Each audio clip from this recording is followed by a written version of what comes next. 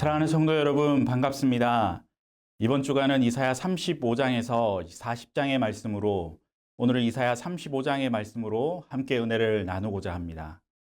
앞선 이사야 34장에서는 하나님을 신뢰하지 않고 하나님의 백성을 핍박하는 나라에 대한 이 심판의 말씀이었다면, 오늘 살펴볼 이 35장은 하나님을 신뢰하며 다스림을 받는 사람들에 대한 회복과 이 축복의 말씀들이 기록되어 있습니다.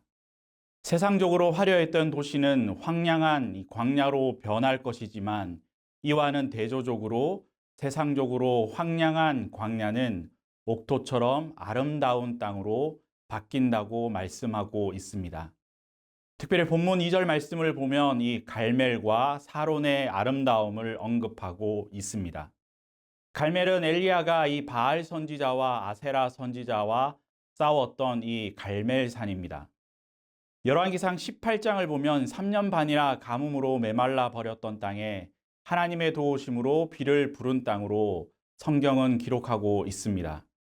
그래서 이 성경에서 이 갈멜산은 레바논과 바산 등과 함께 여호와의 특별한 은총을 나타내고자 할 때 사용되는 이 지역의 이름이기도 합니다. 또 사론은 팔레스틴 해안 평야에서 가장 비옥한 지역입니다. 그래서 이 지역은 팔레스틴에 사람이 거주한 가장 오래된 지역 가운데 하나이기도 합니다. 지금도 이 사론 평야에는 유대인 정착민들이 경영하는 가수원과 농장이 있습니다.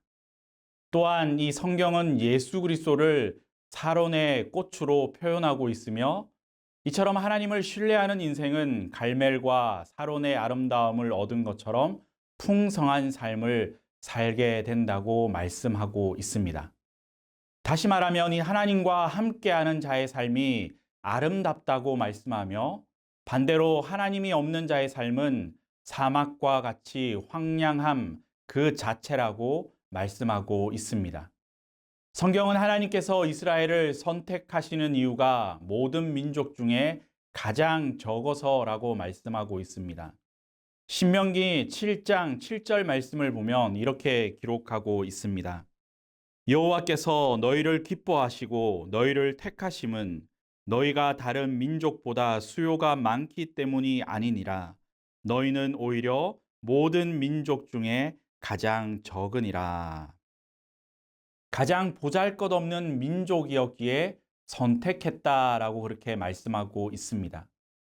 우리가 흔히 알고 있듯이 유대인들이 똑똑하거나 종교적으로 경건하다는 이유로 선택되었다라는 말이 아닙니다.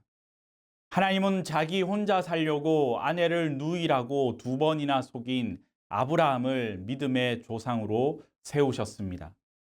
또한 장자의 복을 가로챈 야곱을 이스라엘의 12지파의 선조로 세웠고, 유대인들이 존경하는 지도자 모세와 위대한 왕 다윗은 살인자였습니다. 이처럼 한결같이 부족하며 나약한 자를 선택하여 하나님의 백성으로 일꾼 삼으신 이유는 단 하나, 하나님 없이는 혼자 힘으로 아무것도 할 수 없는 존재이기 때문입니다. 그렇다면 오늘 본문을 통해 우리는 분명한 한 가지 사실을 알 수 있습니다. 광야와 메마른 땅, 사막과 같은 황량한 땅이 레바논의 영광과 갈멜과 사론의 아름다움을 간직한 땅으로 변화될 수 있는 원동력은 하나님의 다스림에 있다는 사실입니다. 하나님을 의지하지 않고 자기 혼자 힘으로도 세상을 살아갈 수 있다고 생각하는 자는 광야 같은 세상에서 꽃을 피울 수 없습니다. 사자들이 어린 양과 뛰노는 도저히 용납할 수 없는 일들이 일어나는 현실 속에서 살아갈 수 없습니다. 오직 하나님을 신뢰하는 자만이, 하나님의 다스림을 받는 자만이 아름다운 하나님의 나라를 보며 살 수 있습니다.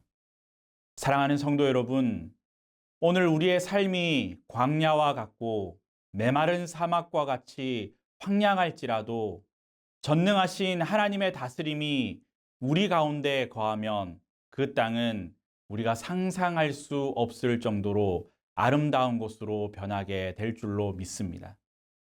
도저히 있을 수 없고 도저히 용납할 수 없는 일, 사자가 어린 양과 뛰놀고 어린이가 독사굴에 손을 넣어도 괜찮은 일들을 보게 될 것입니다. 그러나 이 모든 일은 오직 하나님의 다스리심에 나를 맡길 때 가능한 일입니다. 오늘 이 하루도 우리의 생각과 판단과 계획대로 살아가는 것이 아니라 이 세상 모든 만물을 섭리하시고 우리의 삶을 인도하시는 하나님의 다스림에 모든 것을 맡기고 믿음의 삶을 살아가는 저와 여러분의 삶이 될 수 있기를 주님의 이름으로 축원합니다. 기도하겠습니다. 하나님 아버지 감사합니다. 광야와 같은 세상, 사막과 같은 땅을 바라보기 이전에 전능하신 하나님의 다스리심을 우리가 바라보게 하시고 그 하나님을 의지하며 믿음으로 살아갈 수 있는 우리 모두가 될 수 있도록 은혜를 더하여 주옵소서. 감사드리며 예수님의 이름으로 기도드립니다. 아멘.